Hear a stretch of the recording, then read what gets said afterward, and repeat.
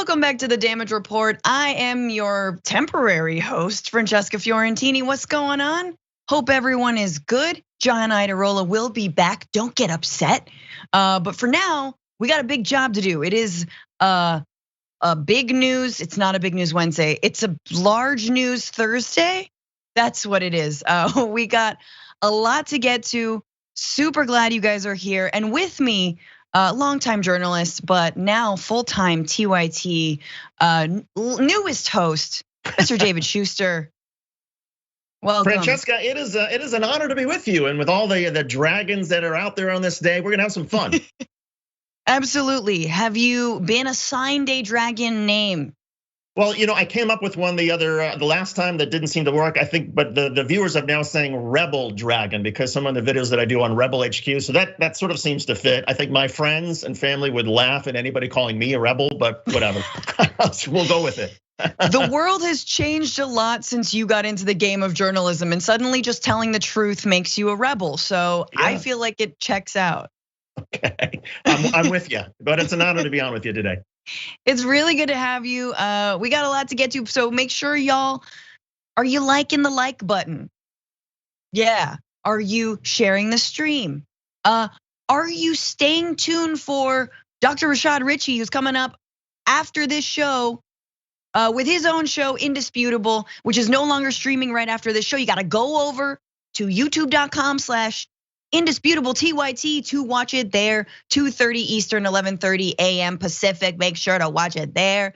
And yeah, let's just get into it. David, you ready for this? I'm ready. I'm thrilled. Okay, it's not so thrilling, our opener, but I promise it will get progressively more fun as the hours go by. So let's begin. I am also a survivor of sexual abuse. And I believe without a doubt that the circumstances that led to my abuse and allowed it to continue are directly the result of the fact that the organizations created by Congress to oversee and protect me as an athlete, USA Gymnastics and the United States Olympic and Paralympic Committee failed to do their jobs. Nelson Mandela once said, there can be no keener revelation of a society's soul than the way in which it treats its children. It is the power of that statement that compels and empowers me to be here in front of you today. I don't want another young gymnast, Olympic athlete, or any individual to experience the horror that I and hundreds of others have endured before, during, and continuing to this day in the wake of the Larry Nassar abuse. To be clear, take your time. To be clear, I blame Larry Nassar, and I also blame an entire system that enabled and perpetrated his abuse. USA Gymnastics and the United States Olympic and Paralympic Committee knew that I was abused by their official team doctor long before I was ever made aware of their knowledge. So that is Olympic gold medalist, gymnast Simone Biles, the GOAT, of course, testifying before Congress, a Senate Judiciary Committee, along with fellow gymnasts about the FBI's inaction after being told of the many abuses by their physician, Larry Nassar. They have testified before, they have told this story before. That was to a judge. Larry Nassar has been sentenced to something like 265 years to life in prison, whichever comes first. That's a lot of years. But there she is. This is not about Larry Nassar. This is about the inaction of the FBI and of the Olympic Committee and of USA Gymnastics. So Simone Biles says that the United States Olympic and Paralympic Committee, quote, failed to do their jobs. And that is because A report found that even though gymnasts first reported the sexual assault allegations to the FBI in 2015, Larry Nassar continued to treat gymnasts at the Michigan State University, a high school and gymnastics club, until September 2016. The hearing Wednesday also included testimony from decorated gymnasts Michaela Maroney, Allie Raceman, Maggie Nichols, who described their abuse in graphic detail and called for the institutions and people who should have protected them to be held accountable. I just want to play one more clip. This is from Michaela Maroney. Chose to lie about what I said and protect a serial child molester rather than protect not only me, but countless others. I was naked, completely alone, with him on top of me, molesting me for hours. I told them I thought I was going to die that night. I began crying at the memory over the phone, and there was just dead silence. After that minute of silence, he asked, "Is that all?" The truth is, my abuse was enough, and they wanted to cover it up. They chose to falsify my report and to not only minimize my abuse, but silence me yet again. They allowed a child molester to go free for more than a year. What is the point of reporting abuse if our own FBI agents are going to take it upon themselves to bury that report in a drawer? So there you have it. That is Michaela Maroney testifying that when she went to the FBI, that they not only treated her callously, but also sat on that report for many years. I want to turn over to David Shuster. Just thoughts and reactions to this. Well, I mean, look, it was heart-wrenching to see any of this testimony yesterday, and I think it was very important for everybody to see because there is a culture at the FBI. At least there has been a culture at the FBI that tends to be, very sort of macho culture that is perhaps dismissive of female athletes, particularly female children. And while Christopher Wray, who's the FBI director, was not in charge of the FBI back in 2015 or 2016, it wasn't that long ago that this was going on. The other thing that just is so striking about it, in addition to I think the need to change the culture of the FBI, which I think Christopher Wray is starting to do, and the FBI agent was fired who was involved in sort of taking these reports. But it is so inspiring. It is so courageous for these women, not only to sort of make the initial report 5 or 6 years ago, but also to have the courage to go in front of Congress, where senators are not usually the most sort of sensitive or maybe plugged into gymnastics that you would imagine, or to athletes, for them to be able to go and take that sort of public stand and say, this matters, and I was hurt by this. I mean, I just think that shows an even greater strength than any of their physical feats that they're able to do in their somersaults or anything else in their routines. I mean, the strength it takes to be able to do this is really inspiring and underscores why these are such amazing role models for all of our children and daughters and sons and everybody else. Yeah, absolutely. And I mean, I can't help but think about the recent Olympics, right? And what happened when Simone Biles was last in the news, which was her decision to not compete, feeling like she was not in the mental state to compete, feeling like she might injure herself gravely if she did compete. And she got, thrown through the ringer by the media, by a lot of right wingers, of course, who, of course, it should not be lost on anyone that they went after her specifically because she is a woman, because she is a Black woman, she's a female athlete, and then you see the kinds of things that have been going on behind the scenes. So look, it's one thing to not stand up for your players or to feel like they're hung out to dry in front of the media, right? In front of the sort of seething, teeming media, always trying to get a bite of these athletes. And then it's another to see actually behind the scenes that for years, it's not just the FBI, but it is also USA Gymnastics. It is also the Olympic Committee, that there were rumors, there were reports. We're talking about, I misspoke, it was 265 women and girls that Larry Nassar abused, right? 175 years in prison. So, I mean, it is very understandable that at this point, these incredible gymnasts should feel completely mistrustful of any of the institutions that they work for, that they're making money for, right? That all the advertisements that they are propping up, and yet when it comes to them having their backs, they haven't. Yeah, and you mentioned institutions. I mean, the other thing that just still strikes me, and full clarification. I mean, I went to the University of Michigan, which is only about 70 miles away from East Lansing, or Michigan State University. The Big Ten schools, all of them, you're talking about the premier athletic departments, the premier institutions of higher learning. So for this to slip under the radar or to be ignored at Michigan State University, a Big Ten member university, is unfathomable. And so clearly, I mean, Michigan State has been trying to sort of change their culture and figure out what went wrong, and there've been huge payouts. But again, not that long ago at some of the most respected institutions in our country, and for athletes just 5 or 6 years ago, to not be able to trust in some of the premier institutions of higher education, some of the premier institutions in terms of amateur athletics, again, says so much about where we are as a society and how much more work we still have to do, particularly when it comes to women in athletics.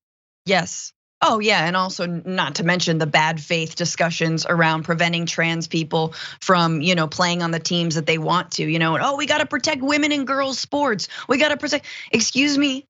You sat on this report for months. I want to go to a quote, Aly Raisman, who also an Olympic medalist, also part of the USA gymnastics team, or former.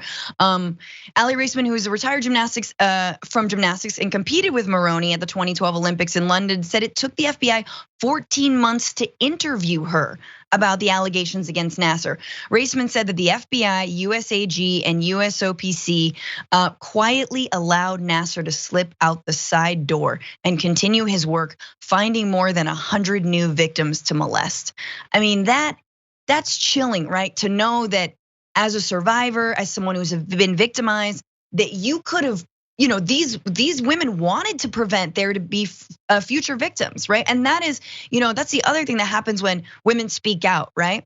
What's in it for them is the discussion. What are they angling for? What do they want? Oh, they just want headlines, et cetera. And look, I understand this is an extreme case of abuse, but we know that the victims often get re-victimized by the narratives and the lies told about them and about their so-called claim, searching for fame. Well, what they're searching for is to prevent this from happening. What they're searching for is justice, but really more than justice, it's to put these people out of harm's way or out of the way of other young girls and women who could potentially be victimized. And it hits home personally to me, Francesca, because I have an 8-year-old daughter who loves gymnastics. And because of all this stuff, I mean, my wife and I now, we're sort of on guard when our daughter goes to her gymnastics club, because if it can happen at a Michigan State University at the highest levels of gymnastics, surely it can happen at other places as well. And to have that conversation with your 8-year-old daughter who loves gymnastics about, okay, here's some things that you need to be on guard for, because this is part of our society. It is heart-wrenching, it is disturbing. These are our children. And anybody says, oh no, we're talking about 14 and 15-year-olds. No, you're talking about kids who are as young as 11, 12 years old, who are sort of at the peak of their gymnastics career, the formative years. And to think that they're not safe when they're doing their gymnastics, something that they love, and that they have to be on guard against predators. I mean, it's just sickening. Yes, yeah. And I mean, the last thing I'll say on this is that, I think that sometimes the silence, especially in these industries that are supposedly elite, like you're saying, like Michigan State University and, Olympic committees, right? Like a lot of that silence comes because you put too much trust in these institutions that supposedly are supposed to support the athletes. And you're like, well, how could this be abuse if this is a physician that has been contracted and hired by USA Gymnastics, who's been working for them for decades, right? And there have been accomplices. Look, once again, nobody does this stuff alone, all right? And there were accomplices in this case. One man who actually took his own life instead of face justice on this. But I think that's often what prevents survivors from speaking out. Simone Biles, she's an Olympic gold medalist. Do you know what it is to come forward to the world and say, I am pretty much the best in the game, right? And yes, I too was victimized, because it's half of it you don't believe that your institution would hang you out to dry, and half of it is an exercise in humility and an exercise in bravery for saying, yeah, no, I too can actually be victimized. I too can be.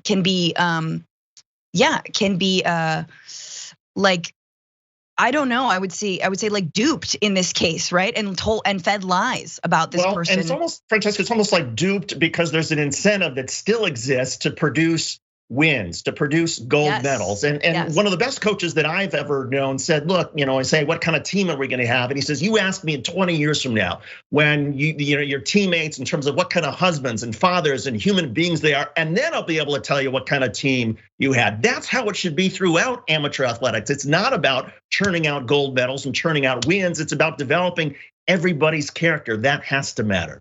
Yeah. And like David said, the FBI agent who did handle this case was fired. But I think you could argue that is such a big case that it really, how could it have been just one person?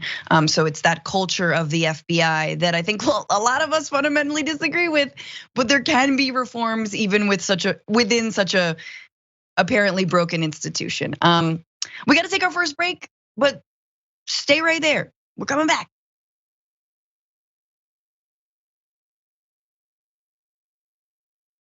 What up, chat? Thank y'all for being here. So good to have you. Thanks for so many super chats. Matthew Veslage. I love Francesca's new show here. Yeah, you hear that, John? You hear that? Okay, maybe one day we'll get lucky and she'll have John Iadarola as a guest. Wow, the comments just kept on getting better. I feel like we'll see how he does. But maybe we'll have him on. Real Life Jolly, thank you so much for this $5 super chat. Hell yeah. Sorry, Stepmommy Dragon. I just wanted to hear you butcher my name or maybe get it completely right. Did I do it right? I think I'm perfect. Trista LaCour with almost a $10 super chat. Francesca, tuned in just to hear and see you. You become one of my favorite political commentators. Keep up the passion and great work. Thank you, Trista. So sweet. Omega Shenron Dragon. Thank you for your $5 super chat. Yay, fantastic TDR. I love it all. This Q garbage abound. No offenses can be found. Our day of justice is abound. Our girls should be safe and sound. Oh, we got multiple poets in the Dragon Den. Who knew that? Over on Twitch, Hype Train, thank you. There is a Hype Train. I don't know how to read these because I am an older millennial and I don't know if you feel me, David, but I'm like, when I see Twitch, I'm like, beep, boop, bop. Am I TikToking? Sometimes. Anyway, Rob Lobster 120 resubscribed at tier 1. Thank you so much. Says, wishing all the rapists a pleasant burn in hell. I am so glad I read that comment. Thank you. Metal Kitty Mom, what's up? Thank you for giving out 10 tier 1 community subs. That's really nice of you. Kelly June giving out 2 tier 1 community subs. Thanks so much. Diamond Joker 23 giving out 5 tier 1 community subs. Look at all these generous people.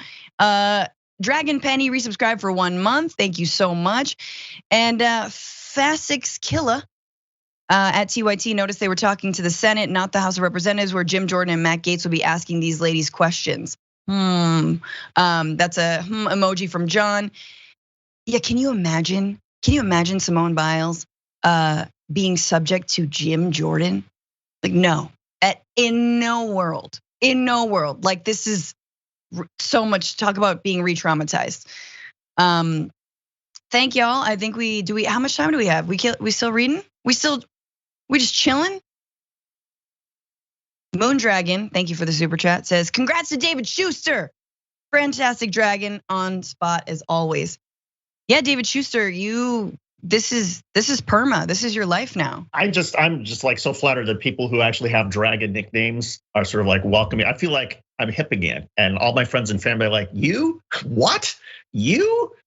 But here I am, I'm like, I've cut 20 years off my life. I'm back to being like in my 30s. It's awesome. You're born again. This is like, yeah, the midlife crisis is going real well. I'm totally joking, but no, David Shuster, you are like, people are so lucky. They don't understand how lucky they are to have you, and TYT is to have you, and like Rebel HQ is to have you, and your clips breaking stuff down. It's really important, and I know those clips go up on Facebook where a lot of folks have, like, I've long since touched with a 10-foot pole, but someone's got to talk to the boomers. And I'm just honored that I'm able to do sort of my reporting and use all those skills I picked up at various places and be able to do it and fit it into the narrative of TYT and progressive news. And I'm just, I'm having a whale of a time.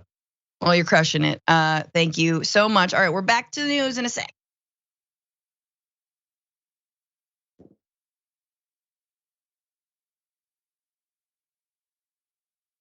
Welcome back to the Damage Report. Francesca Fiorentini, David Shuster. Let's get into this next story. So it's been a good week for Californians, at least the Californians who believe in science and minimum wage and things like that. Not only did California defeat the Republican recall this week and avoid the fate of a Larry Elder governor, but now California is the only state in the country that isn't in the highest bracket of transmission level when it comes to COVID-19. So take a look at this map, just pretty much a sea of red, except for, I believe, Puerto Rico, and I think, is that Hawaii there?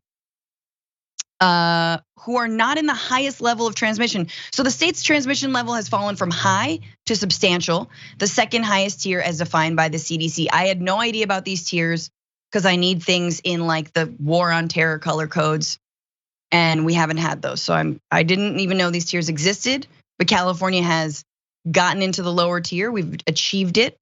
As of Tuesday night, California is the only state that has fallen into this category, as is Puerto Rico. The CDC scale evaluating coronavirus transmission levels categorizes states as being one of 4 tiers: worst, red, substantial, orange, moderate, yellow, low, blue. So California entered the second highest tier of coronavirus transmission Monday night, a tier it shared with 2 other states, Connecticut and Vermont, as well as the District of Columbia and Puerto Rico. But by Tuesday night, Connecticut, Vermont, and the District of Columbia had fallen back into the worst tier.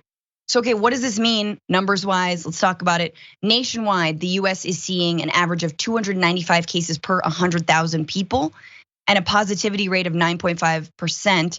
California is seeing 20 new cases per 100,000 people and a positivity rate of 4.4%. So pretty good numbers. I wish I had compared them or could compare them to some places in the world.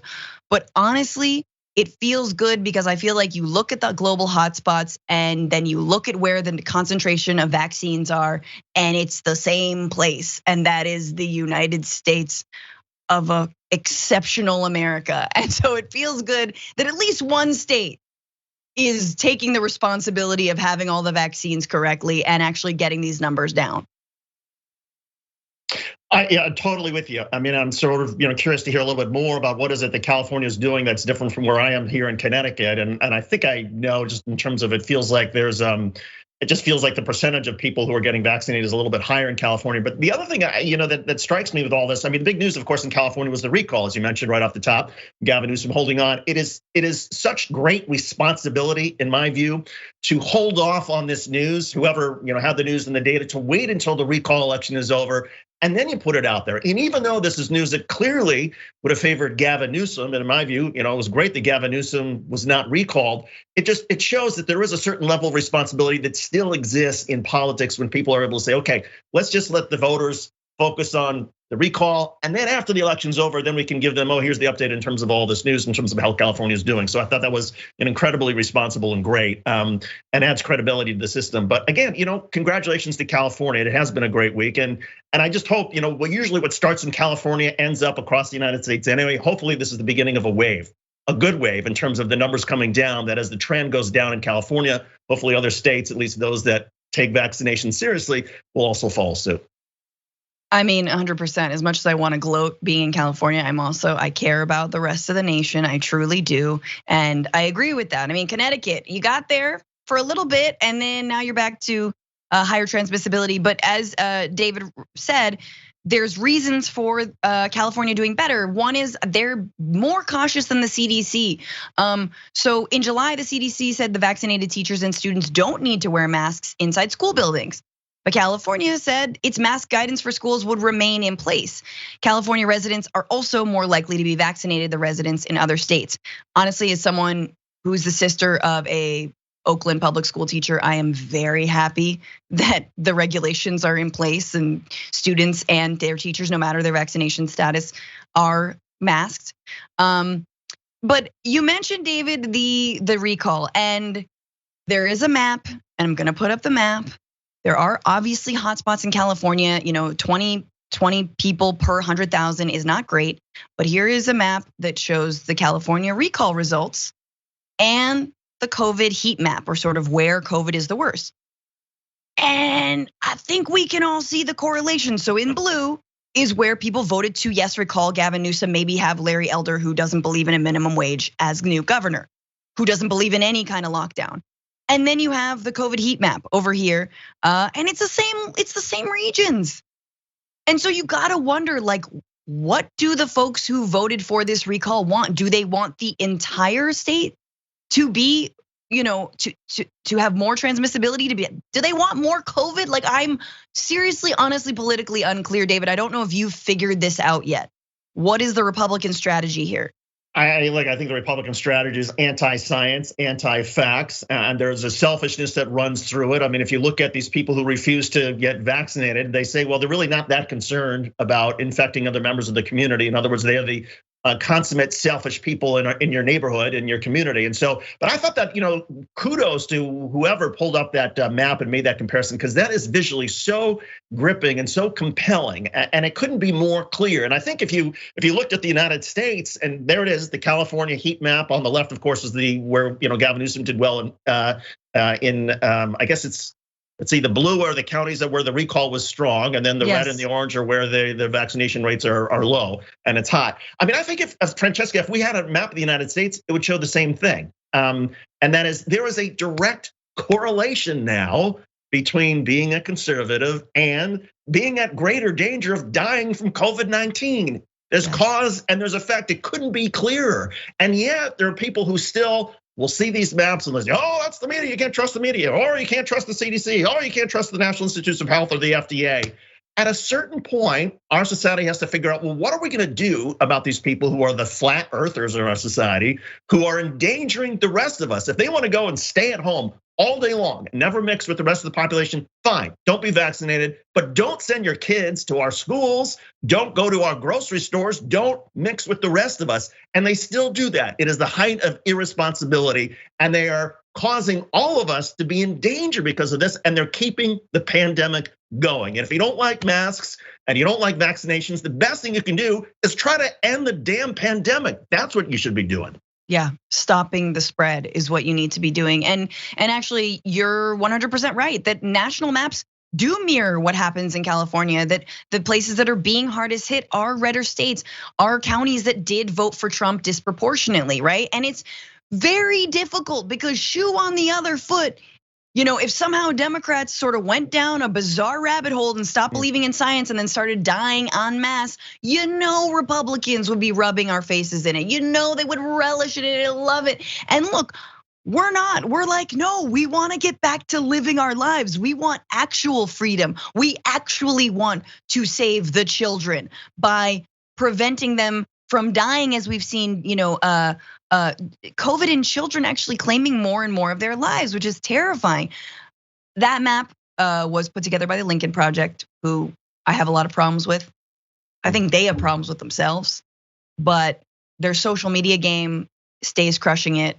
And look, I live in California, and I just want to say something about the recall. The other thing that the recall did that is not okay is I'm convinced that if there wasn't a recall, if there wasn't $300 million wasted on this undemocratic process a year before an actual election, I don't think we'd see these bad numbers of the Delta variant and of the surges, even in these redder counties. In fact, I think we would have stopped the spread even more because Gavin Newsom wouldn't have felt so much political pressure to not say do another lockdown, which honestly I think California should have done and may still need to do. And like, this is not hats off to him. This is actually on him. It's not okay to not go forward with a safety regulation just because you're afraid of your own political behind, right? And yet politicians do that all the time. That's what they're doing across this country. And so I hope that now that Newsom has defeated the recall, that he will do the smart thing. And if the surge, or if the Delta variant, and if the numbers are not going in the direction they need to be going in this state, that he will again ask for another lockdown and to have more money directed to small businesses and restaurants, et cetera, who need it and need the assistance. Francesca, that is such an astute point politically, because I'm old enough to remember having covered the 2005 California recall of Gray Davis, when Arnold Schwarzenegger came in, and Gray Davis was paralyzed politically by that. I think maybe Gavin Newsom is a little bit sort of different, but your point is right on. I mean, if he's looking at losing his job, he's not going to be taking major risks, political risks, even if it's the right thing to do health-wise. And the other point that you make, which is so brilliant, we look at these conservatives who supported the recall, who wanted Gavin Newsom out of office, and in case after case, community after community, they also claim to be somehow pro-life. And yet it seems like over and over, these churches, these right-wing evangelicals are only pro-birth. We want you to be born, and then after that, you're totally on your own. And it doesn't really matter if the family infects everybody else and makes everybody else in danger if you die because of COVID or anything else, or malnutrition, or lack of education, or anything else. We just want you to be born. And to me, that it's like the ultimate hypocrisy that exists across evangelicals and conservatives in the United States. And it should be, Jesus said what? The second commandment, love thy neighbor as thyself. That to me seems an obligation to get the vaccine. If you really care that you're a good Christian or Jewish or whatever it is, of course you should be getting the vaccine. That's how you take care of your community. And for these right-wing hypocrites to sort of throw up their hands and say, no, we're not gonna do it. We're not gonna do it. We only care about ourselves. To me, that's like the least Judeo-Christian thing they could possibly do. Yes, it's like the late George Carlin said, if you're pre-born, you're fine. If you're preschool, you're effed. Right. And it's always true, stays true. Let's move on to a different aspect of the fallout of the California recall defeat. Ben Shapiro, man with the most fleek eyebrows and a personified wedgie, is big mad about Californians defeating the recall of Governor Newsom. He is so mad, and he's taken it pretty far. The first thing he's doing is, like himself, a former Californian, he's encouraging Republicans in that state to leave it. Take a look. If you're a Republican in California, things are gonna get worse, not better. I've been saying this since I left, right? Follow me, get out while the getting is good. Move to a purple state, turn that state red. California is a lost cause. I know there are a bunch of people who are hanging on over there. I was one of them until a year ago. I'm much happier now that I have left the state. The state is, again, in an inexorable state of decline. The voters there are not interested in turning away from the path that they are now trotting. They're not turning away from higher taxes. They're not turning away from more regulation. They're not turning away from terrible records on crime and horrible records on education. They're not turning away from any of that stuff. They're embracing it. They're embracing the suck. So get out while the getting is good. There's plenty of opportunity in other states. Yeah, go. Bye. Yeah, don't let the door hit you on the way out. Yeah, exactly. Follow Ben Shapiro. Get out while the going is good. I don't know. This is, and I just love this because as someone who lives here, and like he's so terrified we're moving in the wrong direction on everything. Oh, no. I mean, look, there are things that Gavin Newsom is not doing well, but there are also things like providing healthcare to undocumented people that I firmly believe in, that I think is gonna keep all of us healthier and safer, and that we rely on the work of documented and undocumented immigrants all the time in this state and in the country. So honestly, this whole exodus out of California, David, I mean, personally, I'm like, I'd love to see it. Goodbye. Go. And that's not to say that look, it takes money to move out of the state. So if Ben Shapiro is gonna help the, Republicans get the money to move, that's great. And I'm not saying that, people should only move. We do have to make sure that this state works for everybody, and that we, close the income inequality gaps, right? That we make big tech pay their fair share, that we stop climate change, right? That we end the unhoused epidemic here, that we have rent control, that we get the real estate lobbyists under control, fossil fuel lobbies. We got a lot of work to do, but we don't need the Larry Elders and his followers. We don't need the Ben Shapiro nerds and their followers and their trickle down economics like guffing it all up. So go, fine. I'm totally fine with that. It also strikes me, I mean, what whiners, what losers. I mean, the context of this is there's Ben Shapiro because Larry Elder did not win, because Gavin Newsom was not recalled. Oh, that's the moment when, we lost an election. So everybody get out of California. Well, you know what? Ben Shapiro could have told California Republicans to get out 3 months ago, 6 months ago, but he chooses the day after the election recall.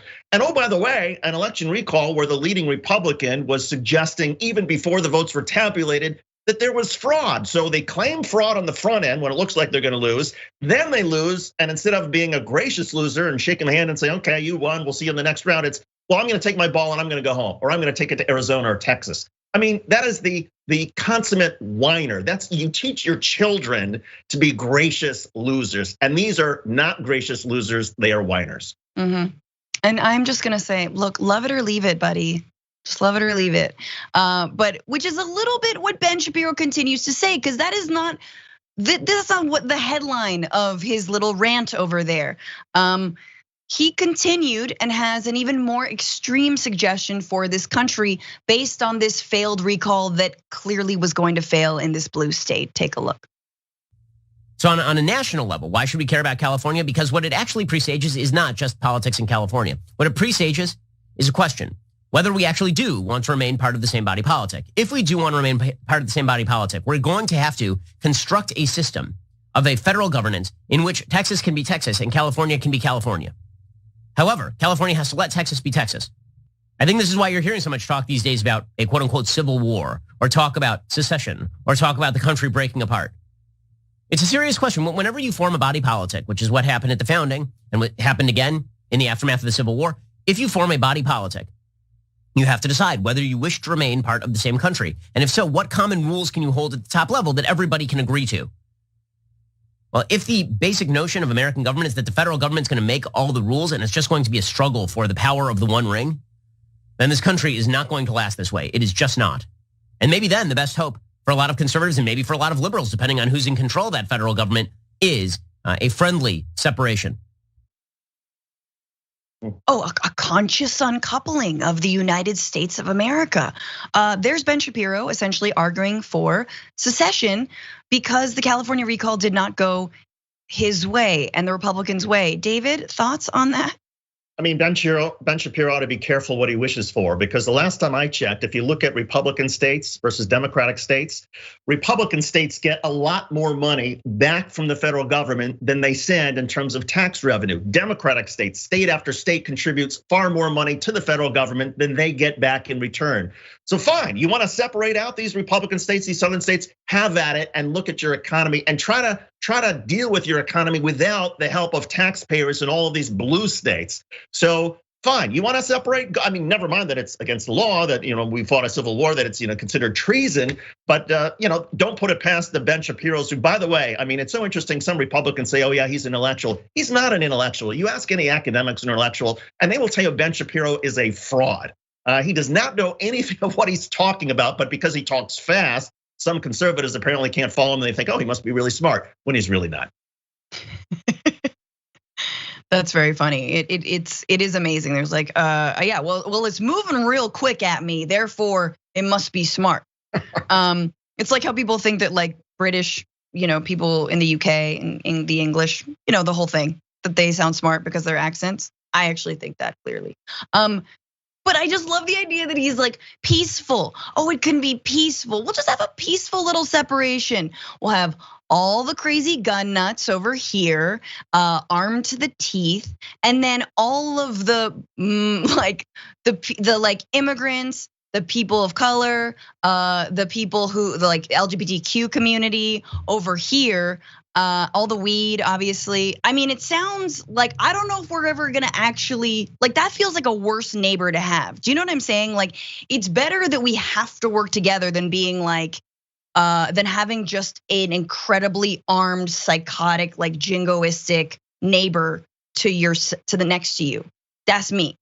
That being said, it's so overly simplistic, right? I mean, and that's the way these conservative pundits work. They oversimplify things, and then when you get into the fine print, when you tell some conservative audience, okay, here's what secession would actually look like, here's what it would mean for your state to succeed, and here's all the problems and challenges, and they're like, oh no, I don't want to do that. It's sort of like when you tell people who are against vaccines, well, your children are already required to get vaccines against mumps and rubella and measles and all the other things. Like, oh really? And it's like a newsflash to them. But there's this like simplistic thinking that goes on that makes it impossible for these people to be rational. And of course, they're misled by cynical pundits like Ben Shapiro, who realize his audience is stupid. They're never going to be very sophisticated about the understanding of what secession would actually mean. So it's okay for him to make it so simplistic as, oh, we can just peacefully get along. We can all get along and be good for liberals too.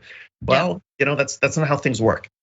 No, I mean, as much as I honestly hope that California breaks into the Pacific Ocean and we can just go over and chill with Hawaii and then we can be just a greater Hawaii, like that is my ultimate goal.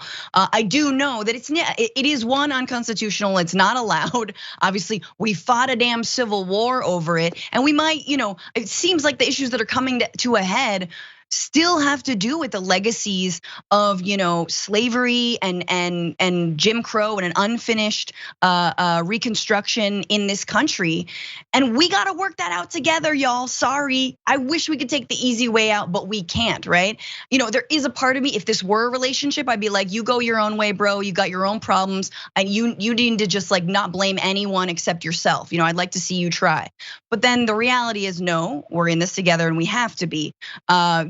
Provided that we eliminate the Electoral College, which is my stipulation for staying. Just want to put that out there. We got to take our second break. Sit tight though. There is more of whatever this is, this goodness, coming very soon.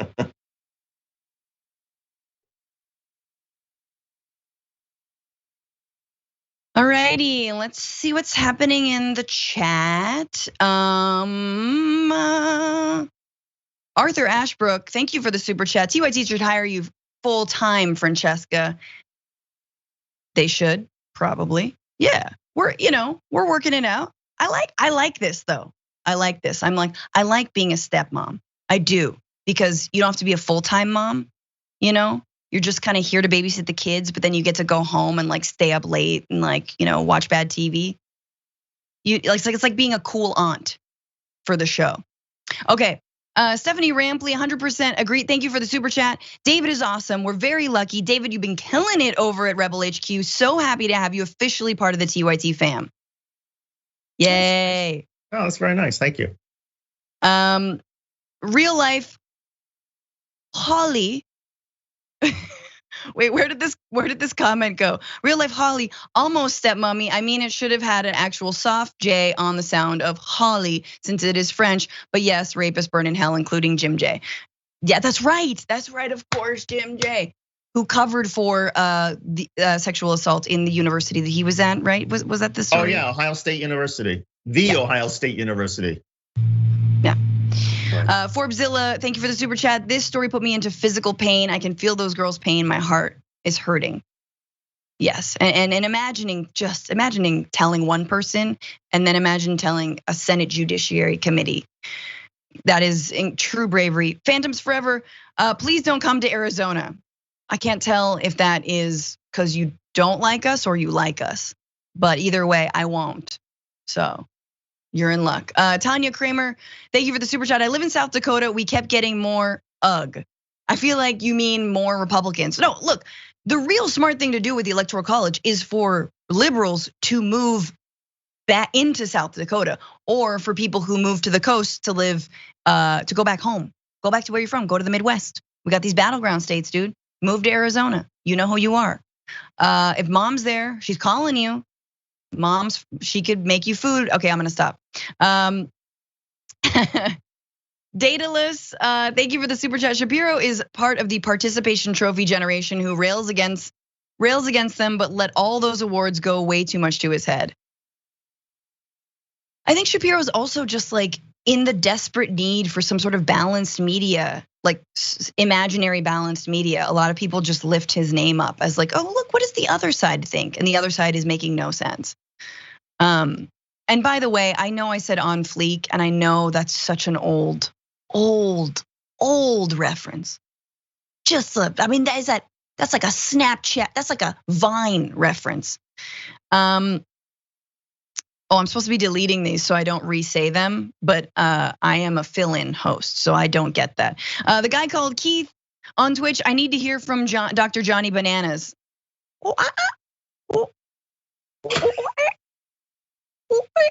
I will do anything. I will do anything for the Twitch. Anything for the Vine. Now my hair is all messed up. Dr. Johnny Bananas he's been rolling out the ivermectin. Dude, Johnny Bananas has been very busy with the Ivor. He's just like, he's writing all the prescription. Anyway, okay, I'm a Resto Dragon. I'm a boomer and I have been a TYT member since 2008. Twitch member as well. Bernie ×2, drinking home roasted coffee out of one of the 2 strong handmade mugs. Hell yeah, boomers are good. They are our mentors. I love them to death, but not to death. Okay, we'll be right back.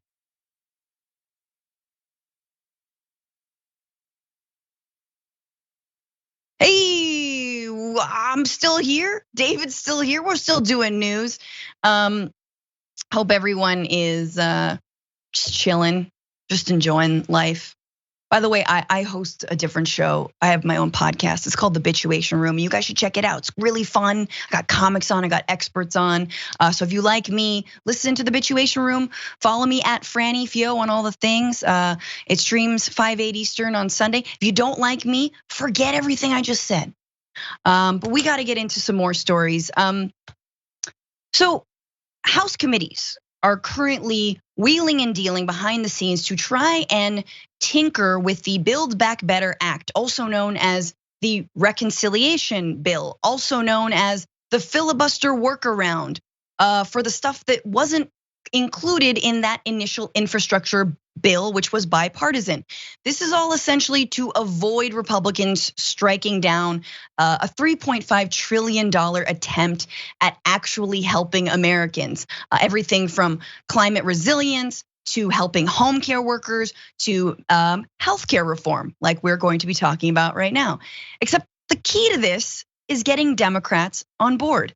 And sadly, in one of those committees, seems like Democrats are not on board with a key piece of this, which is reining in the price of pharmaceuticals. 3 House Democrats on a key committee join Republicans in rejecting a section of President Joe Biden's $3.5 trillion budget that proposed having Medicare negotiate prices, which would save the government money. Under the proposal, Medicare would effectively cap the amount it paid for drugs at 120% of the average price in Australia, Canada, France, Germany, Japan, and the United Kingdom. 120%, so we'll still be paying more, it's just capped. This would reduce the price of more expensive drugs in America and reduce federal spending by an estimated $456 billion over a decade, according to the nonpartisan Congressional Budget Office. However, Democratic reps Scott Peters of California, Kathleen Rice of New York, and Kurt Schrader of Oregon each oppose the strategy, saying it discourages the development of new drugs. Okay. These are obviously three Democrats who had actually before in 2019 supported this exact bill. What does that show? It shows that the lobbyists that are working behind the scenes are working behind the scenes and they are crushing it. So the vote that they took in their committee showed that Democratic opposition to a high-profile portion of the package and reflected a major victory for drug manufacturers, led by the advocacy group Pharmaceutical Research and Manufacturers of America. Before I let you jump in, David, I just want to show you more about those 3 who voted no. Scott Peters in June got donations from Pfizer, Quest Diagnostics, Merck, Gilead Science, Bristol Myers, Squibb, and Abbott Labs. Head of Pfizer personally donated $5,800 to Peters in May.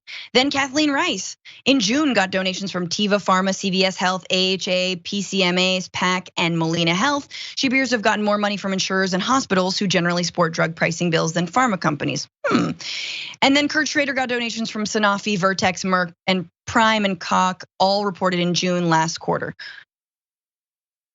So corporate donations are working. David, thoughts? Well, I mean, the standard argument that you hear from whether it's the pharmaceutical industry or anybody else that, oh no, if you eat into our profits, then somehow we're not going to be able to do the research and development to produce these wonderful drugs. That is absolute bunk. That is total nonsense. I mean, the pharmaceutical companies are already making a fortune. They're making a fortune from the vaccines. They're making a fortune from all sorts of other drugs. This was a reasonable solution that Democrats had in terms of pegging the cost that Medicare would pay for drugs and having a cap on it. The drug companies were still gonna make a lot of money from Medicare for these drugs under this proposal. But because some of them are so selfish and they're so wanting to grab as much money as possible, well, okay, they buy off their, some of the centrist Democrats. And by the way, we should be very clear. I mean, progressives like to talk about, the Republicans, but no, centrist Democrats are also part of the problem. The centrist Democrats, the establishment Democrats who are bought and paid for by various industries, including big pharma, they still stand in the way of progress. And as a result, there are gonna be those, grandmas and grandpas and aunts and uncles and various elderly people who cannot afford the drugs that Medicare is suggesting that they take because they have to, they're too expensive. And as a result, they're gonna go without food or they're gonna cut back on all sorts of other things. That's what this is about. This is about making the drugs accessible to the most vulnerable people in our society, the people who are elderly and frail. And yet we're putting a priority on profits of the big pharma, and Democrats are doing this. It's just, it's sickening. Right, and we're talking about Medicare, right? We're talking about the government's ability to negotiate prices. We're talking about an actual free market. And like the thing we all need to remember here is that when people say free market this, free market that, what we actually have is not a free market. We have monopolies, we have incredible amounts of subsidies, we have who then funnel back into lobbying to buy our democracy. It is not a free market currently, right? We understand that. Look, if it were a free market, then we wouldn't just be watching this show on like a few giant tech platforms, thanks to the tech overlords. However, thank you for your service, I think. But you know what I'm saying? Like, none of this is a free market, right? So this was the Energy and Commerce Committee. That's where this detente happened. So these 3 Democrats voted against this, and it did not pass. However, the same language that is gonna be part of this larger bill did pass in the Ways and Means Committee, so it could make it. It seems like it will make it to that final bill. However, if that final bill is to be passed by the House, you need Democrats on board. And like David is saying, a lot of these centrist Democrats who are bought by big pharma are not gonna be on board. So Democrats can only afford to lose 3 votes on the Build Back Better Act when it reaches the House floor. They can't lose any in the Senate, of course, that's why it's filibuster proof. And this provision lost 3 votes in just 1 committee, right? So this is what folks are saying. There will be likely some drug price negotiation provision in the final package, but the less aggressive it is, the less it will reduce the cost of prescription drugs and the less cash Democrats will have freed up to cover the remainder of their agenda. And as long as the moderates are demanding that the whole package be paid for, that's a problem. That's according to Jim Newell from Slate. So again, that is basically saying a lot of the moderates are going into this negotiation, including Joe Manchin, including Kristen Sinema. And they're like, look, where does the money come from? How are we gonna pay for this $3.5 trillion? And and the progressive Democrats are like, well, we raise the prices, we save all this money, by not having to pay this much for Medicare for this medicine. Right? So essentially we're saving whatever it was, $356 billion. There you go, there's some money right there. And then moderates are like, no, we can't do that to big pharma. We also can't do that, so no, where are we going? So anyway, they're damned if they do, damned if they don't. The machinations continue behind the scenes. Any last thoughts before we move on? No, I look, you've got it pegged. And at a certain point, we as a society have to decide who are we gonna give the power to? Are we gonna give them to the pharmaceuticals? Which by the way, Canada buys those same drugs for a lot cheaper than our government buys them. It is such a waste of money. And the pharmaceuticals are still making a ton of money, regardless of whether they're selling to Canada or whether they're selling to the US government. Totally. All right, moving on. So look, at least 7 conservative anti-mask, anti-vax conspiracy theorists, radio hosts have died of COVID.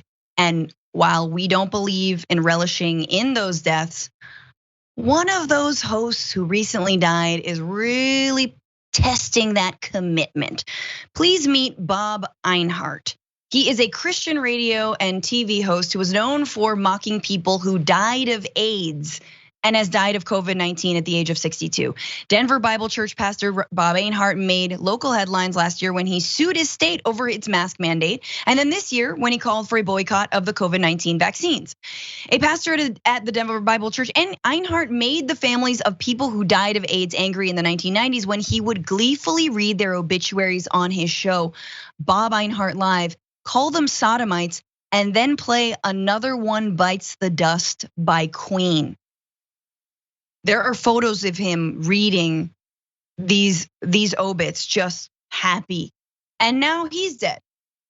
Both he and his wife got COVID and recently as a few weeks ago, and they are dead now. And look, I don't relish in it, but I will say good riddance, honestly, because that man is trash. I get the temptation to gloat. I get the temptation to take some satisfaction at his death. I think the unfortunate thing is, progressives and Democrats, I think we realize that even the Bob Enyarts of the world are somebody's father or grandfather or uncle or son. And those family members, the rational ones, probably already had such a problem with who this guy turned out in terms of being a human being. And now that he's dead, it's even sort of worse because it's sort of like, look, his life could have been so much better. And so I get the temptation to sort of relish and sort of enjoy and take some satisfaction about the chickens coming home to roost. But I think at a certain point also, we as Democrats and progressives have to say, okay, these are still human beings who had family members. And maybe the way to somehow try to get across to some of these folks is to show, I guess, some compassion to their family members who certainly realize that these people made a mistake.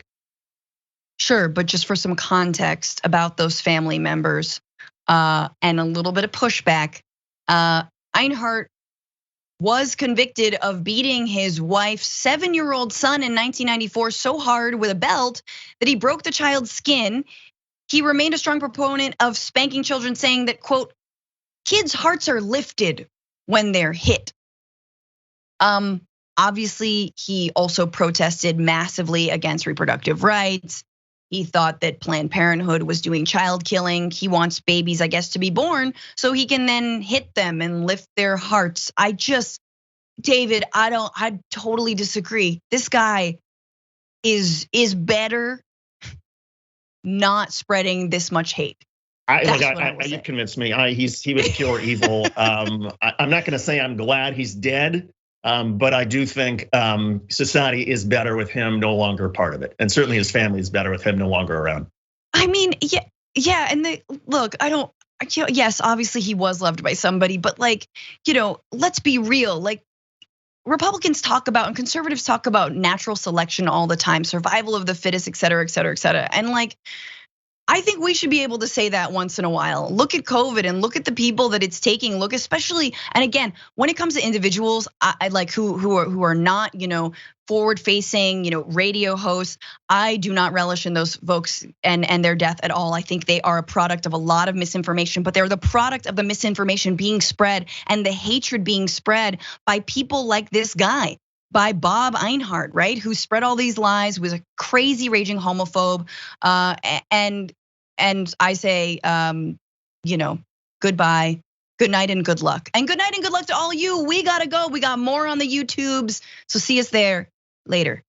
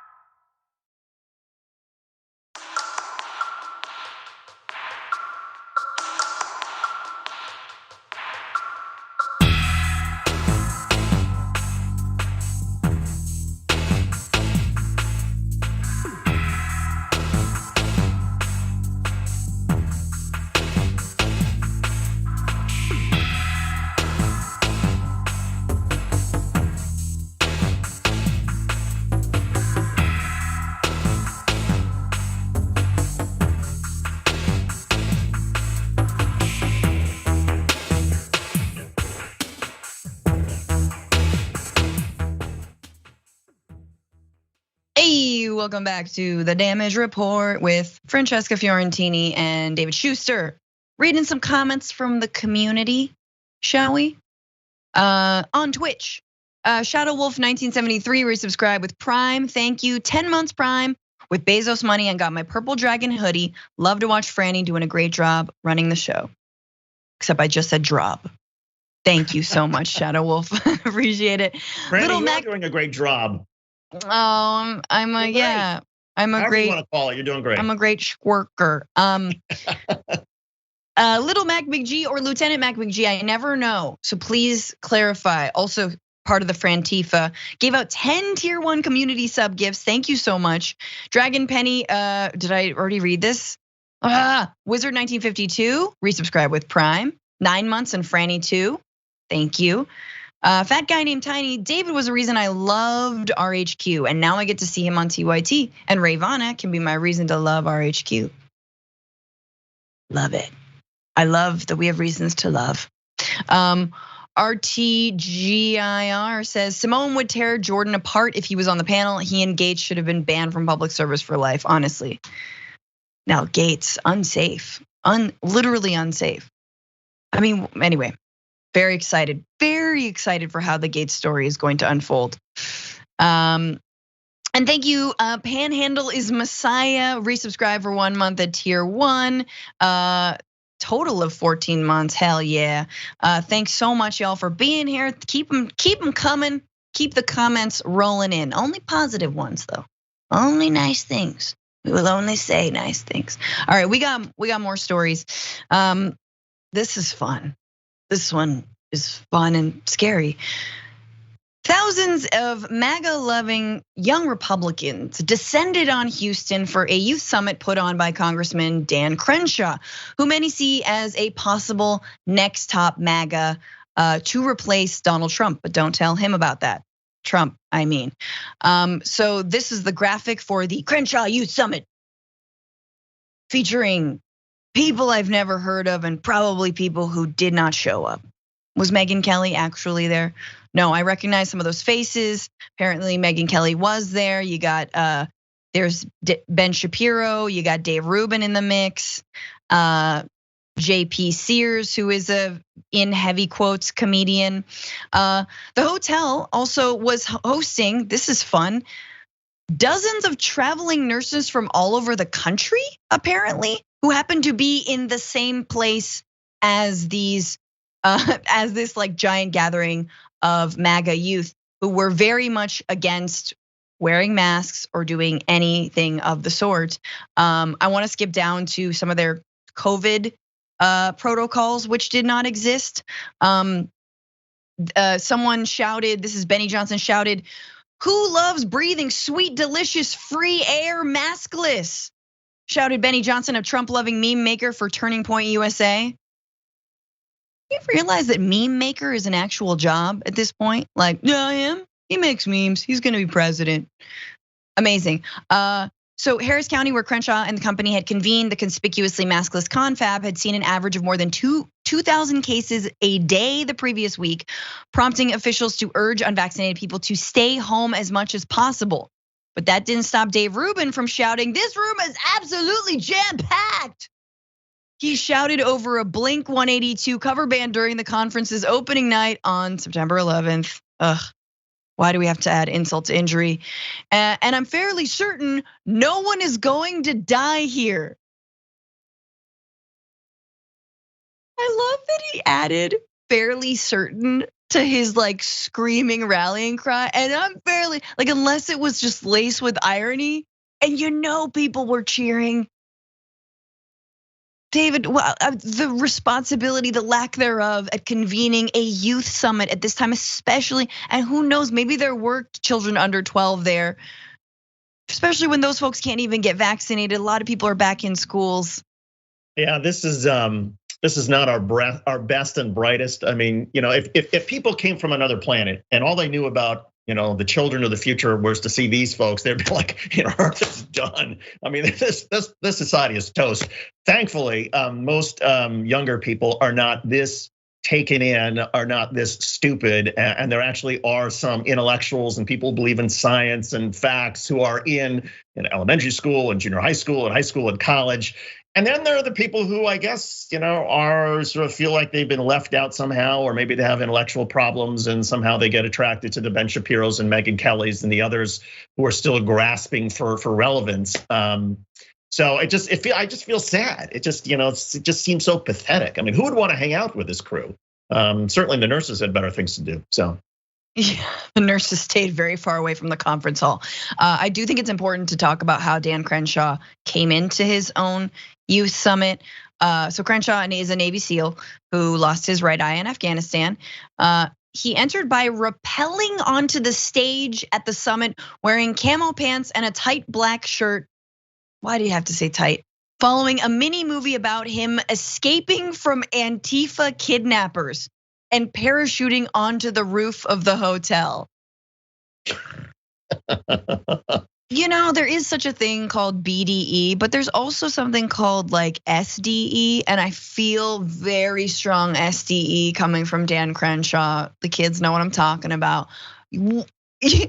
A mini movie about you escaping Antifa kidnappers. In what world? I love that that actually didn't happen, that actually so-called Antifa were kidnapped off the streets of places like Portland and shoved into unmarked vehicles by federal agents. And yet Antifa are the ones who are kidnapping people. Oh, let's see, there is a plot against Governor Gretchen Whitmer's life to kidnap her in the wake of any lockdown measures from COVID, but no, Antifa are the actual kidnappers. It is an incredible projection. This is a Hollywood style projection. And it's cheesy. I mean, we've long known about the lack of shame and self-awareness that these people have. I mean, I wouldn't, who in their right mind, and I guess the key word is right mind, would want to be introduced to an audience that way? Because it's so cheap, it's so cheesy. The students know better. They probably know, although some of these probably don't, but anybody who's thinking probably knows, okay, this is kind of icky and sort of awkward and uncomfortable, and this is not the way to sort of appeal to my generation.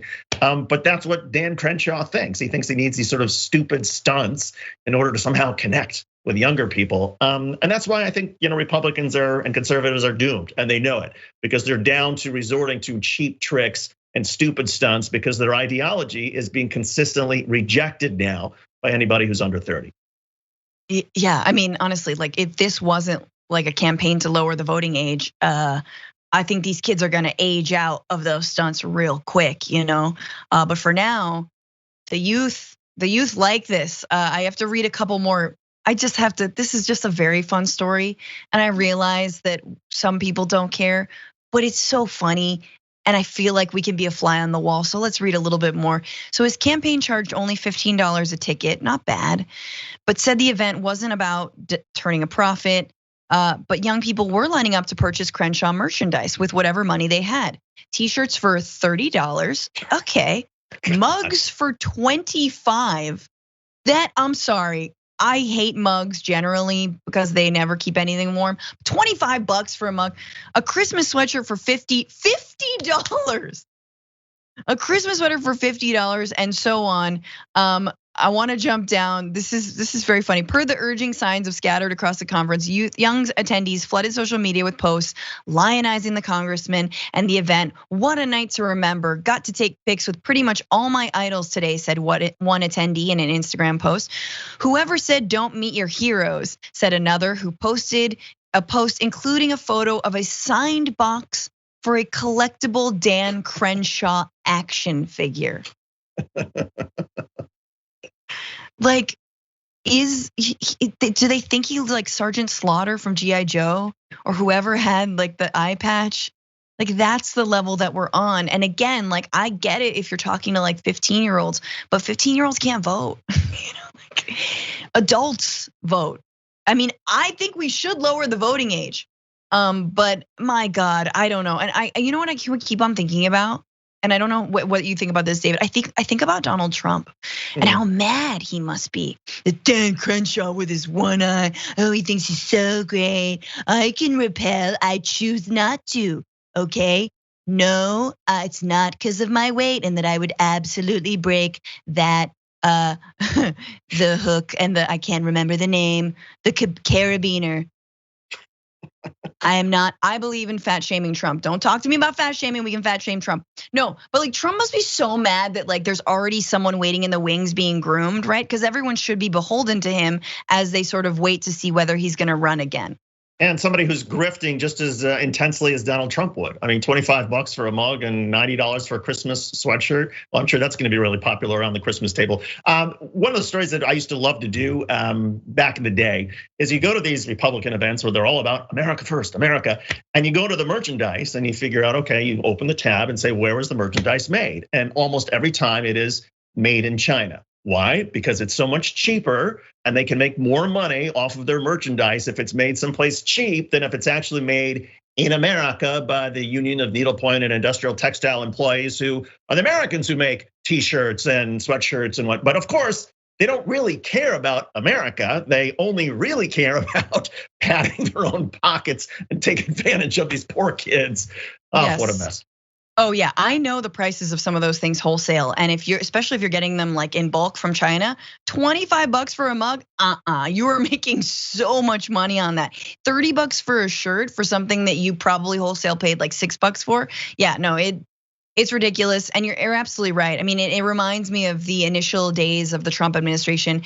People were kind of reaming Bernie Sanders because Bernie was like, look, if Trump actually wants to strengthen unions and keep jobs in the United States and raise wages, et cetera, et cetera, et cetera, and actually put American laborers first, I'm down with that, and everyone was like, why is he gonna work with Trump? And then it was very clear that Trump had absolutely no intention of doing that. And every time he did some sort of, stunt at, what was it, the Ford, I think it might have been Ford company or one of the companies that he prevented one small shop from going over abroad. But like he prevented one shop from going abroad, but like 3 others of the same company left. So it was a wash, and he did nothing to actually help American manufacturers, because he's not willing to. In order to go after to actually support American labor, you're gonna have to go after corporations, and he wasn't about to do that. He was gonna help them out.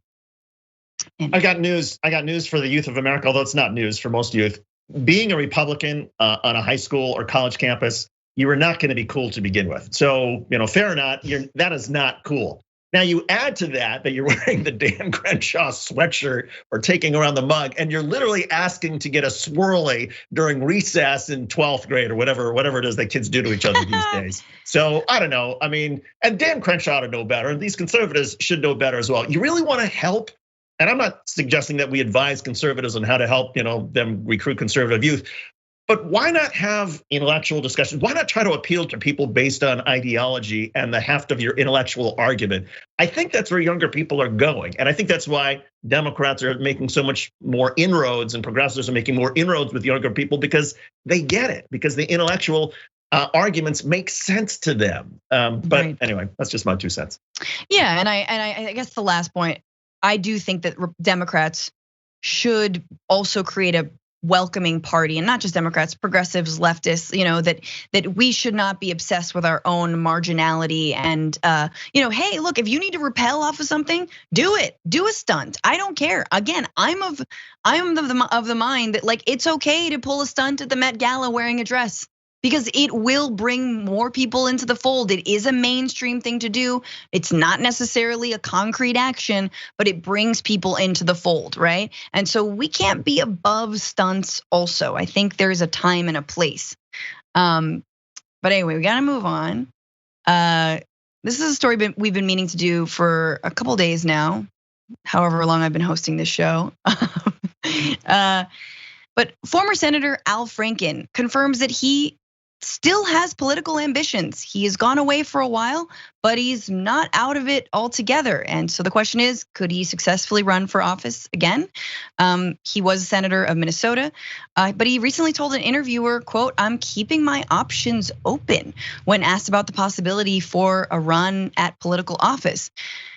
Remember, Franklin announced his resignation in December 2017 and officially left office the next month after 8 women accused him of sexual misconduct and following a release of a photo showing him pretending to grope a woman while she was asleep. The SNL alum confirmed that he still has a political action committee and did not rule out the return to politics, while at the same time saying he's currently keeping his focus on comedy. That's right. So he's touring, he's doing some stand-up dates. He's out there, but I know there was a lot of split thoughts on this, right? It was very controversial for him to resign. A lot of people felt like he shouldn't have, that he should have waited. And a lot of others, including his own colleagues and senators like Kirsten Gillibrand, said no, it was time to leave. How did he feel about that? I just want to read this one quote. He said, "I wanted due process, but I had 36 colleagues and a majority leader who wouldn't give it to me, so it was impossible. But you have some regrets. It was weird, tough situation in that moment. I love the Senate. I love the work that I did." So he did, in the immediate aftermath, regret stepping down. And apparently Senator Patrick Leahy of Vermont agreed, and he said that he felt like it was a big mistake to allow Franken to resign before gathering more information. So he's in a tough spot politically, though, right? Because between Tina Smith and Amy Klobuchar, you've got 2 Democrats in Minnesota, and so you have to wait for one of them to decide she's not going to run again.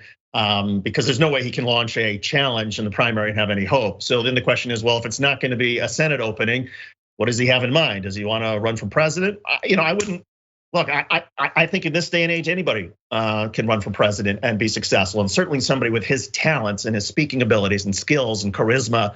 I think a campaign, if Joe Biden were to not run again in 2024, I think a campaign featuring Al Franken in a Democratic primary, pushing a Kamala Harris and maybe even somebody who's more progressive, would not be a bad thing for Democrats. And I think there may be something there. Ooh, I like this sort of like crystal balling that you're doing, looking into the future here. I didn't even think about for president, but that makes sense. And a lot of presidents and candidates have been accused of sexual misconduct. So I guess that's par for the course. I don't know. I am very, look, 8 women is a lot of women. And I think if we've learned anything, especially from this show today, it is believing survivors. It is listening to people. It is taking them seriously. But I do think that this was a case that did warrant a little bit more investigation and understanding of exactly what happened. Look, like, I'm a comic, I've been in the comedy world. There is a lot of stuff, especially that happens in like the improv world where you're doing a scene. And I know one of the accusations was that he kissed somebody non-consensually. Oftentimes that stuff happens in the scene work that you're doing, not all the time. Improvisers sound off in the comments if you disagree with me.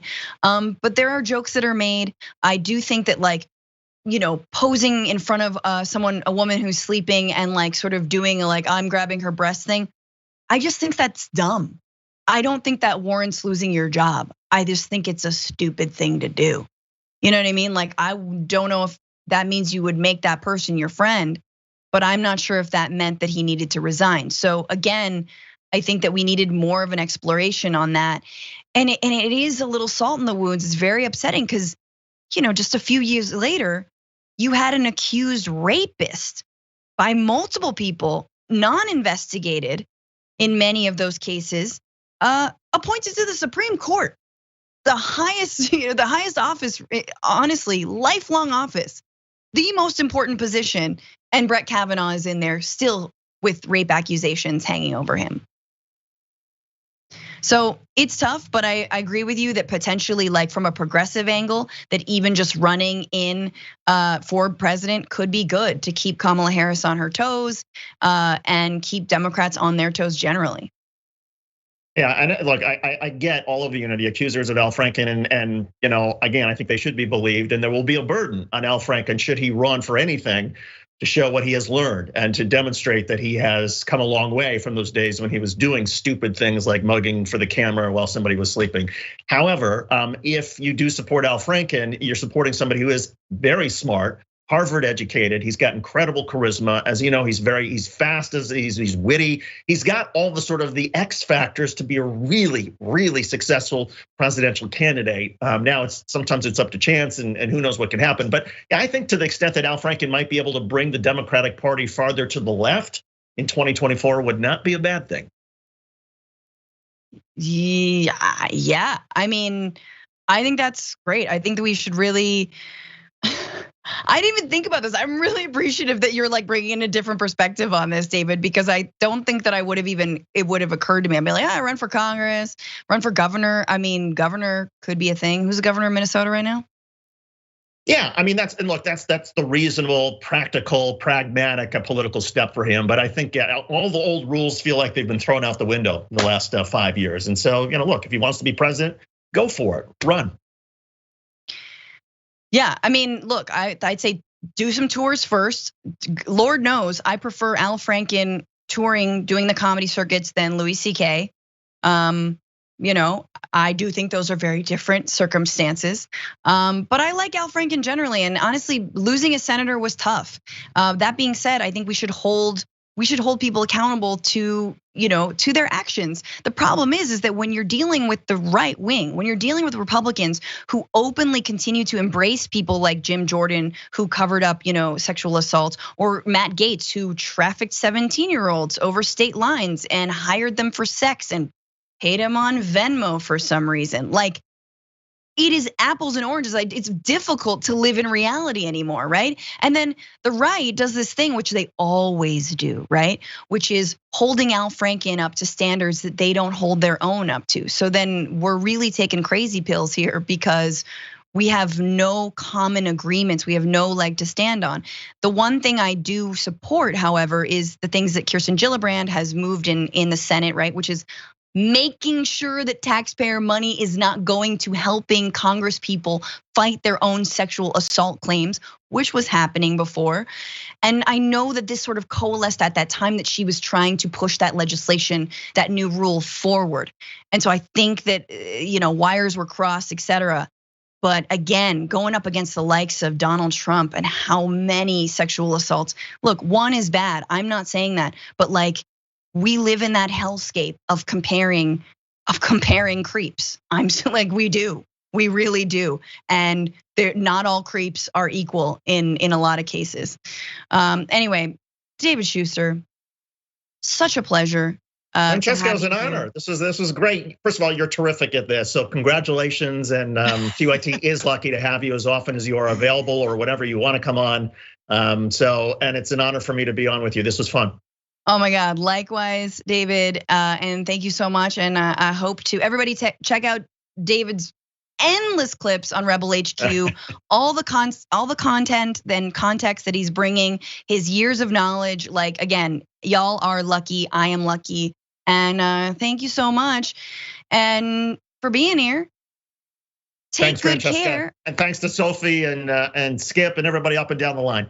Sophie, Skip, Marissa, everybody. The whole Damage Report crew, thank you for being here. Thanks for the Twitch folks. I don't know, I think I've read everything. So guys, listen to the Habituation Room. We'll see you on Monday. I'm also gonna host. Brett Ehrlich will be here hosting tomorrow.